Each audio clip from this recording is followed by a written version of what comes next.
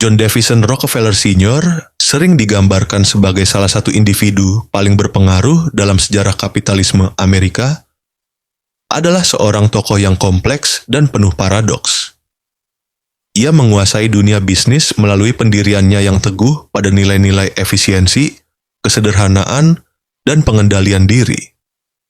Namun, di balik dominasi ekonominya yang luar biasa, Rockefeller adalah pria dengan keyakinan spiritual mendalam, seseorang yang percaya bahwa setiap tindakan, baik di kehidupan pribadi maupun bisnis, adalah bagian dari pengabdian kepada Tuhan.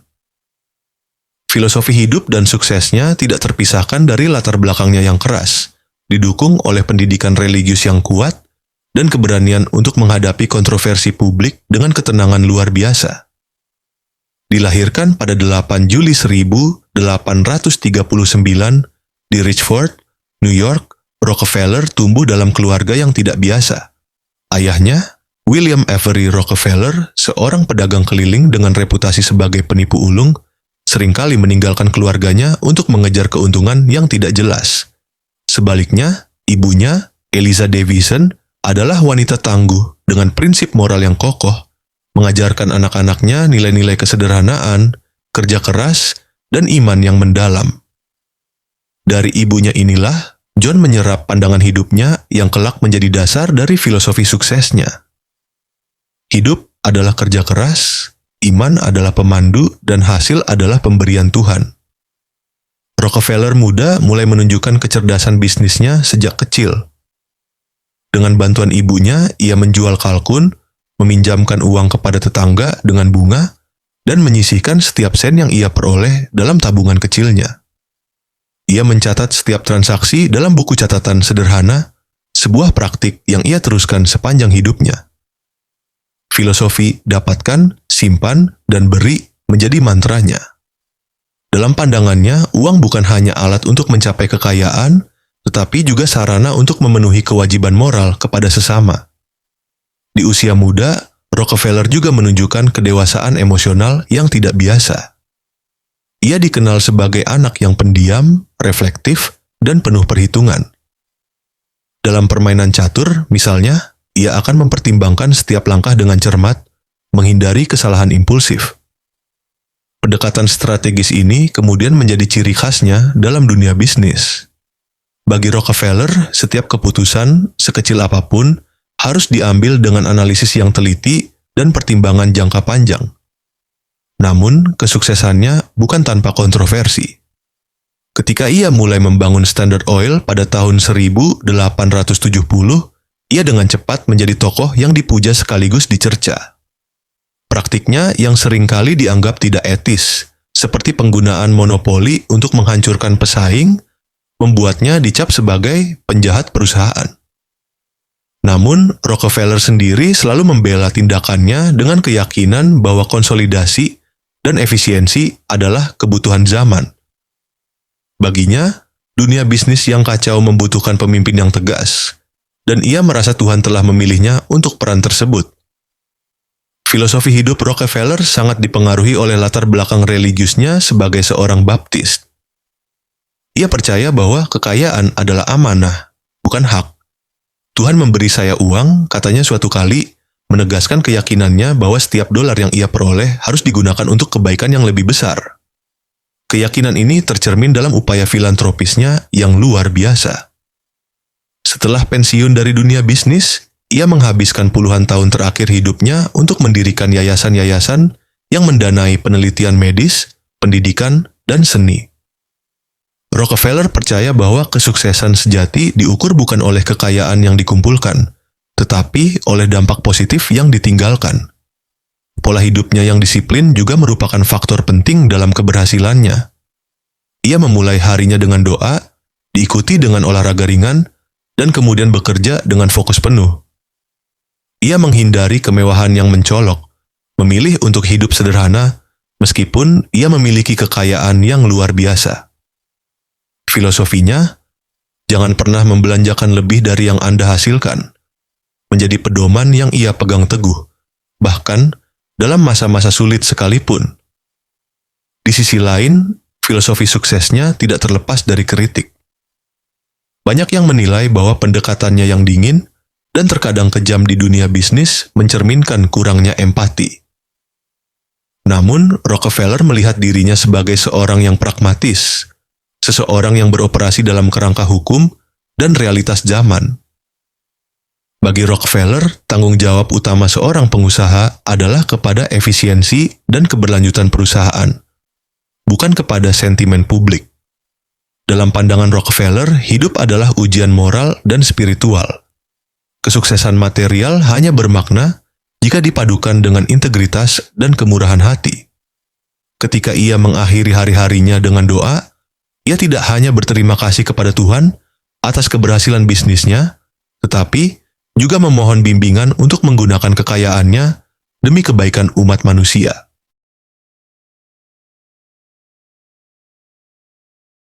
Setelah masa kecilnya yang sederhana di Richford dan Moravia, John D. Rockefeller mulai membangun jalan menuju sukses. Filosofi hidupnya yang berakar pada kerja keras, penghematan, dan iman yang kuat mulai membuahkan hasil saat ia memasuki dunia kerja. Di usia 16 tahun, Rockefeller mendapatkan pekerjaan pertamanya sebagai asisten akuntan di Cleveland. Disinilah disiplin dan perhitungannya yang cermat mulai mendapat pengakuan. Ia mencatat setiap sen yang ia hasilkan dan belanjakan, sebuah kebiasaan yang ia jaga sepanjang hidupnya. Rockefeller sering berkata bahwa akuntansi yang baik adalah fondasi dari semua kesuksesan. Ini bukan sekadar pernyataan, melainkan prinsip hidup yang ia terapkan di setiap aspek kariernya. Tahun 1859 menjadi titik awal perjalanan Rockefeller di dunia bisnis.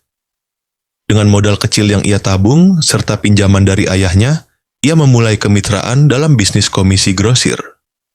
Saat itu, ia mulai mempelajari dinamika pasar dan memperluas jejaringnya. Namun, momen yang benar-benar mengubah hidupnya adalah ketika industri minyak bumi mulai berkembang di Pennsylvania. Rockefeller, dengan pengamatan tajamnya, melihat potensi besar dari minyak sebagai komoditas masa depan. Ia yakin bahwa minyak bumi, jika dikelola dengan efisiensi, dapat menjadi landasan kekayaan luar biasa. Pada tahun 1863, Rockefeller berinvestasi dalam kilang minyak pertamanya bersama mitra bisnisnya, Morris B. Clark. Dalam beberapa tahun, ia membeli saham mitranya, menjadi pemilik penuh, dan mulai menerapkan sistem kerja yang sangat terorganisir. Filosofinya sederhana, minimalkan limbah, maksimalkan produktivitas, dan beroperasi dengan efisiensi absolut. Rockefeller tidak hanya mencari keuntungan besar, tetapi juga mencari kontrol total atas proses produksi. Bagi dia, kontrol adalah kunci. Pada tahun 1870, bersama mitranya, ia mendirikan Standard Oil Company. Perusahaan ini tidak hanya menjadi simbol kekayaan Rockefeller, tetapi juga bukti dari strateginya yang agresif namun terukur. Ia menguasai seluruh rantai produksi, dari pengeboran hingga pengiriman minyak. Strategi bisnisnya dikenal sebagai integrasi vertikal, di mana semua aspek produksi berada di bawah satu kendali. Ini mengurangi biaya operasional dan memberikan keuntungan kompetitif yang luar biasa. Namun, apa yang membuat Standard Oil berbeda bukan hanya model bisnisnya, melainkan juga filosofi manajemen Rockefeller. Ia percaya bahwa setiap pekerja, dari yang paling rendah hingga eksekutif puncak, memiliki peran penting. Ia dikenal sebagai pemimpin yang mendengarkan bawahannya dan menghargai efisiensi serta inovasi. Meski begitu, ia juga seorang yang sangat tertutup. Banyak rekan bisnis dan bahkan keluarga besarnya tidak memahami sepenuhnya apa yang ada dalam pikirannya. Kesuksesan Standard Oil juga tidak terlepas dari kontroversi. Dalam prosesnya membangun monopoli, Rockefeller menggunakan taktik yang seringkali dianggap tidak etis, seperti memberikan diskon besar kepada pelanggan utama untuk menghancurkan pesaing. Dalam satu dekade, ia berhasil menguasai lebih dari 90% pasar minyak Amerika Serikat. Rockefeller tidak hanya mengendalikan harga, tetapi juga mengatur standar industri. Baginya, monopoli adalah cara untuk menciptakan kestabilan dalam pasar yang kacau. Namun, apa yang oleh Rockefeller dianggap sebagai kerjasama, seringkali dilihat oleh pesaing dan kritikusnya sebagai bentuk dominasi yang tidak adil. Ida Tarbell, seorang jurnalis investigasi terkenal, menulis seri artikel yang mengekspos praktik bisnis Standard Oil. Artikel ini menggambarkan Rockefeller sebagai pencari keuntungan tanpa ampun. Meski begitu, Rockefeller jarang merespons kritik secara langsung. Ia percaya bahwa waktu dan sejarah akan menunjukkan bahwa tindakannya adalah demi kemajuan, bukan kehancuran. Kehidupan pribadi Rockefeller selama periode ini juga menarik perhatian. Meskipun memiliki kekayaan besar, ia hidup sederhana. Ia sering berbicara tentang pentingnya keseimbangan antara kerja dan keluarga. Pada usia 30-an, Rockefeller sudah menjadi sosok yang sangat religius, menghadiri kebaktian secara rutin, dan menyumbangkan sebagian besar pendapatannya untuk amal. Filosofi hidupnya tentang memberi kembali mulai menjadi semakin terlihat. Ia mendirikan gereja, sekolah, dan yayasan yang dirancang untuk memperbaiki kehidupan orang-orang miskin. Sebagai seorang pemimpin, Rockefeller percaya pada pengendalian diri. Ia tidak pernah terbawa emosi dalam bisnis. Bahkan, dalam menghadapi tantangan terbesar, ia tetap tenang dan fokus pada solusi. Sifat ini menjadi bagian penting dari keberhasilannya. Bagi Rockefeller, kegagalan adalah kesempatan untuk belajar, bukan alasan untuk menyerah. Tuhan tidak pernah menutup pintu tanpa membuka jendela, katanya suatu kali, menunjukkan keyakinannya bahwa setiap kesulitan membawa peluang. Pada akhir 1880-an, Rockefeller mencapai puncak kejayaannya. Kekayaannya terus tumbuh, dan ia mulai menyadari bahwa hidup bukan hanya tentang mengumpulkan kekayaan, tetapi juga tentang menciptakan warisan. Ia percaya bahwa kesuksesan sejati adalah kemampuan untuk mengubah kehidupan orang lain. Dalam hal ini, ia mulai merancang visi filantropinya yang akan membentuk babak baru dalam hidupnya.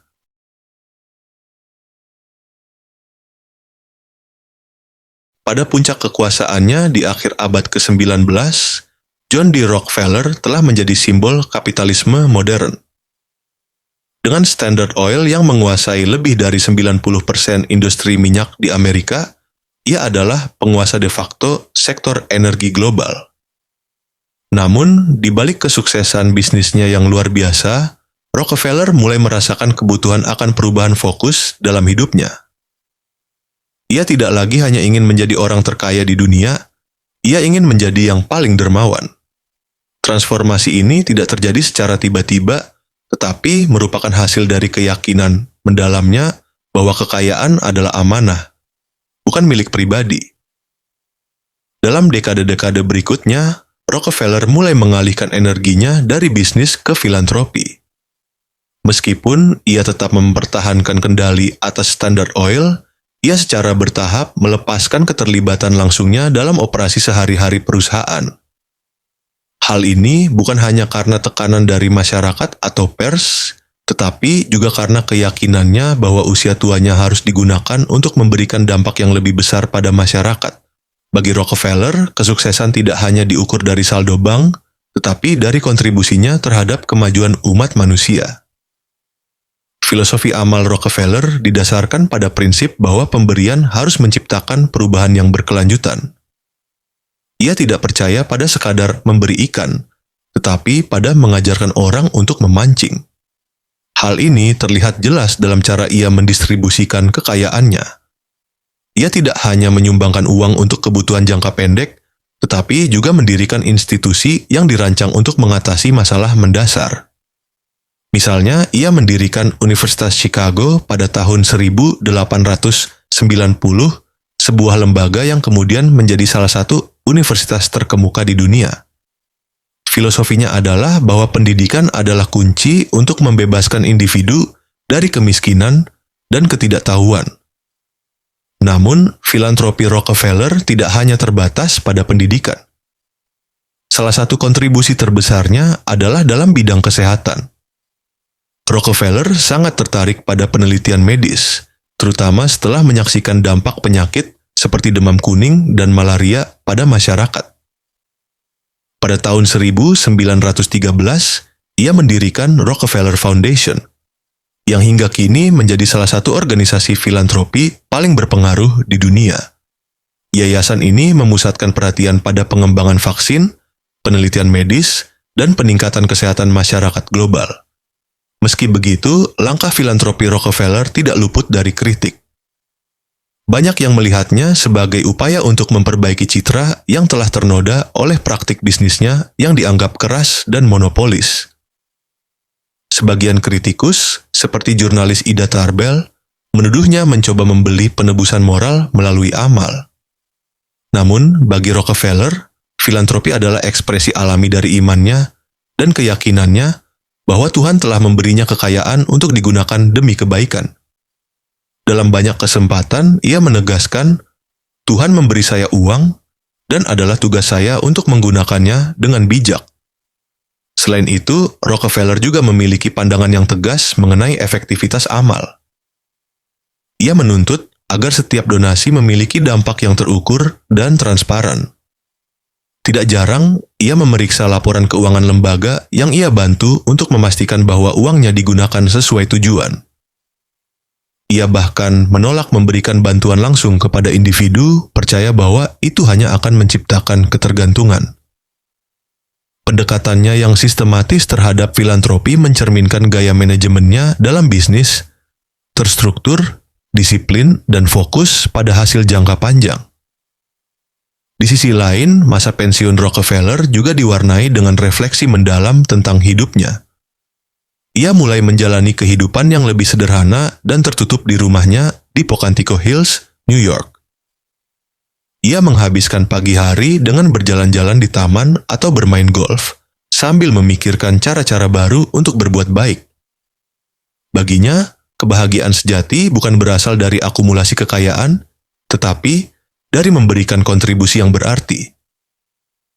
Saya merasa paling kaya ketika saya memberi, katanya suatu kali kepada seorang teman. Meski telah meninggalkan dunia bisnis, pengaruh Rockefeller tetap terasa di mana-mana. Standard Oil, meskipun dipaksa untuk dipecah menjadi beberapa perusahaan oleh Mahkamah Agung pada tahun 1911, melahirkan perusahaan-perusahaan seperti ExxonMobil, Chevron, dan BP yang terus mendominasi industri minyak dunia. Kekayaannya yang secara langsung berasal dari sistem kapitalisme kompetitif, kini digunakan untuk menciptakan tatanan sosial yang lebih manusiawi. Rockefeller juga mulai memikirkan tentang warisan yang akan ia tinggalkan untuk keluarganya. Ia mendidik anak-anaknya dengan nilai-nilai yang sama yang telah membentuk dirinya: kerja keras, kesederhanaan, dan tanggung jawab. John D. Rockefeller Jr., putra tunggalnya, menjadi penerus yang setia terhadap visi filantropi ayahnya, memperluas yayasan dan menciptakan proyek-proyek amal baru yang akan berlangsung hingga generasi berikutnya. Namun, meski telah melakukan begitu banyak kebaikan, Rockefeller tetap menjadi sosok yang kontroversial. Bagi sebagian orang, ia adalah simbol dari keserakahan kapitalis. Bagi yang lain, ia adalah teladan seorang pengusaha yang menggunakan kekayaannya untuk memperbaiki dunia. Rockefeller sendiri tidak terlalu peduli dengan bagaimana orang memandangnya. Ia percaya bahwa penilaian akhir bukan berada di tangan manusia, melainkan di tangan Tuhan. Hingga akhir hayatnya, Rockefeller tetap memegang teguh keyakinannya bahwa hidup adalah perjalanan spiritual. Dalam setiap pencapaiannya, ia melihat tangan Tuhan yang membimbingnya. Baginya, hidup adalah tentang melayani, baik melalui kerja keras maupun melalui pemberian. Seperti yang ia nyatakan dalam memoarnya, saya tidak pernah merasa kehilangan apapun ketika saya memberi. Tuhan selalu menggantikannya dengan sesuatu yang lebih besar.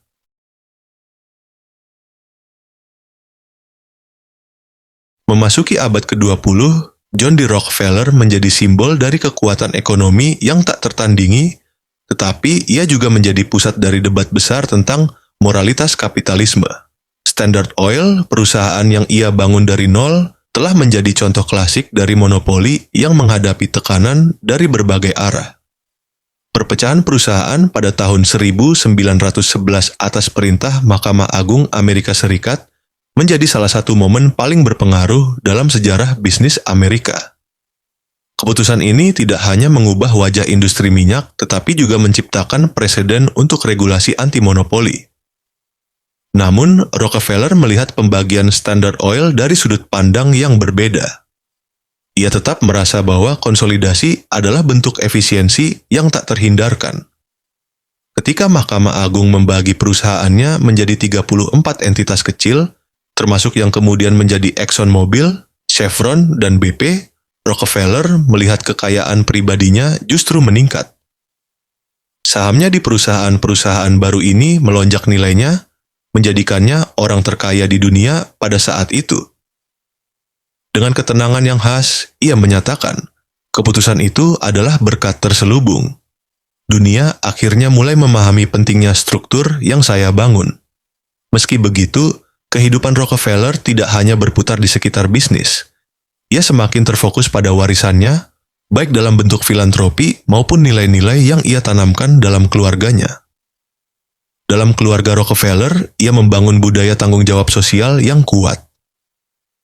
Ia mengajarkan anak-anaknya bahwa kekayaan adalah alat untuk melayani, bukan untuk dimanjakan.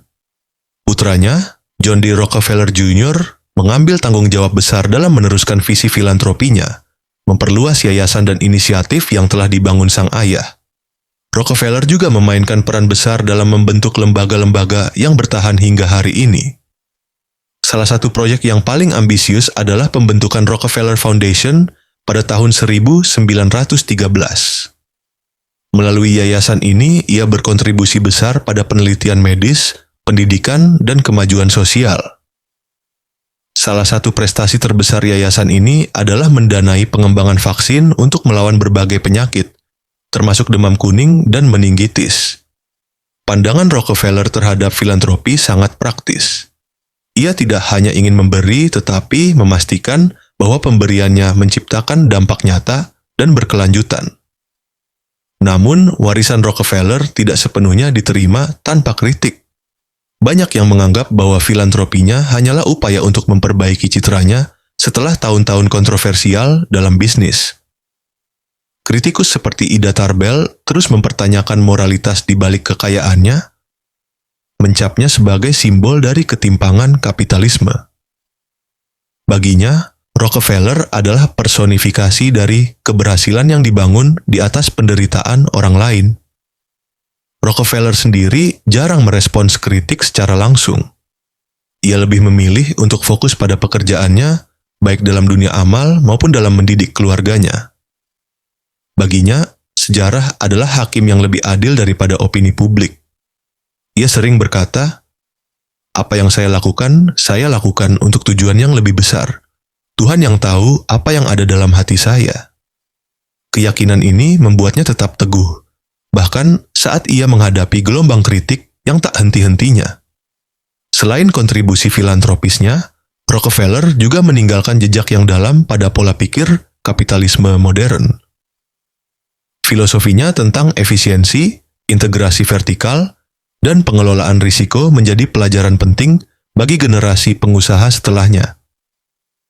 Ia menunjukkan bahwa keberhasilan besar membutuhkan perencanaan jangka panjang, pengendalian emosi, dan kemampuan untuk bertahan di tengah tekanan. Namun, Rockefeller juga merupakan pelajaran tentang batas kekuasaan kapitalisme.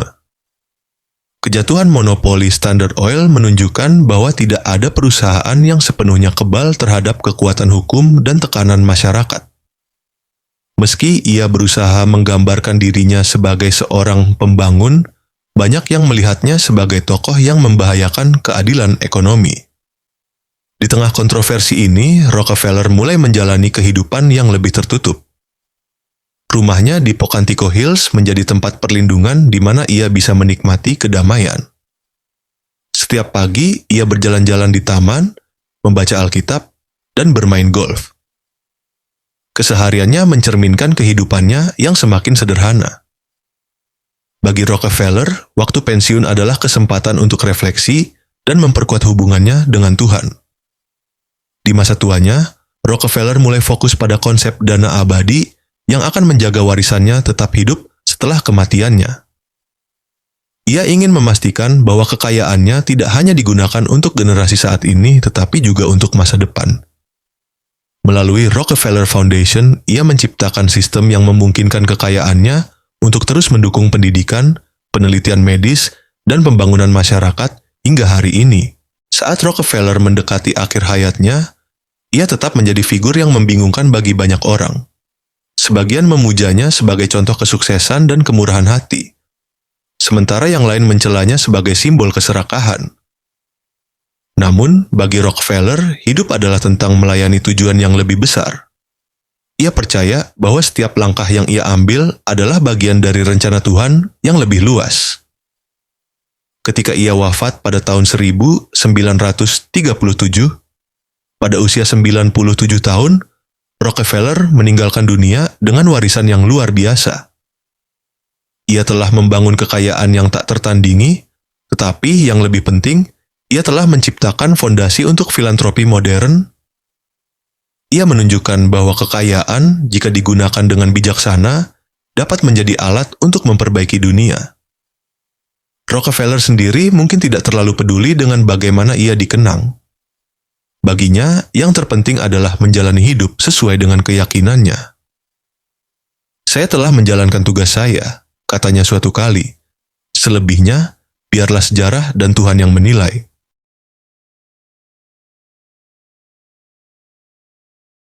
Setelah kematian John D. Rockefeller pada tahun 1937, warisannya tetap menjadi salah satu yang paling signifikan dalam sejarah Amerika Serikat dan dunia. Tidak hanya kekayaannya yang luar biasa yang membuatnya diingat, tetapi juga dampak mendalam yang ia ciptakan dalam berbagai bidang seperti industri, filantropi, dan pola pikir bisnis modern.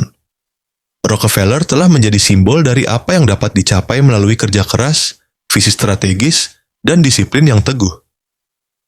Namun, ia juga menjadi pengingat akan dilema moral dan etika yang seringkali menyertai kesuksesan besar.